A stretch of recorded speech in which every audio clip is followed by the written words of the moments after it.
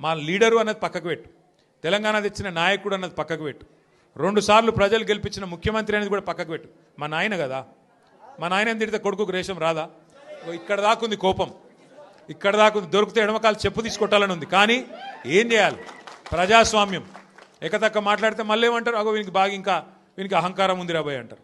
అహంకారం నాదా అయినదా? నేను గుంటూరులో చదువుకున్నా అంటాడు. అరే నేను గుంటూరులో చదువుకుంటే నీకేం వచ్చింది రాబోయ్? నాకు అర్థం కాదు. అప్పుడు ఆంధ్రప్రదేశ్ కలిసి ఉండే, నేను గుంటూరులో చదువుకున్నా, మళ్ళీ హైదరాబాద్లో చదువుకున్నా, పూనాలో చదువుకున్నా, అమెరికాలో చదువుకున్నా, నేను ప్రపంచం అంతా చదువుకున్నా. నీ లెక్క చదువు సందే లేకుండా తిరగలేదు. మీ అమ్మాయి నీకు చక్కగా తోవ చూపెట్టలేదు. నేనేం చేయాలి దానికి? నీ ఏడిపోయింది నా మీద. అవో వీనికి ఇంగ్లీష్ వస్తుంది అంటాడు. అరే నాకు వస్తే నీకేం నొప్పిరా నాయన? నేర్చుకో. నేను హిందీ నేర్చుకున్నా, ఉర్దూ నేర్చుకున్నా, రేపు అవసరమైతే గోర్మాటి భాష నేర్చుకుంటా. నువ్వు నేర్చుకో. నేను ఎవడ నాపిండా? నిన్ను వద్దన్నాడు ఎవడన్నా? నువ్వు కూడా నేర్చుకో. దానికి కూడా ఏడిపోయి నా మీద. నేనేం చేసిన? ఇంకొక అంటే నాకు ఎక్కడ గమ్మత్ అనిపిస్తుంది అంటే, నేను ఆంధ్రాకి పోయి ఇంటర్మీడియట్ చదువుకుంటే తప్పట, కానీ ఆయన ఆంధ్రాకి వెళ్ళి అల్లుడిని మాత్రం తెచ్చుకోవచ్చట. ఈ అమ్మ ఇది ఎక్కడ కథ రాబోయ్?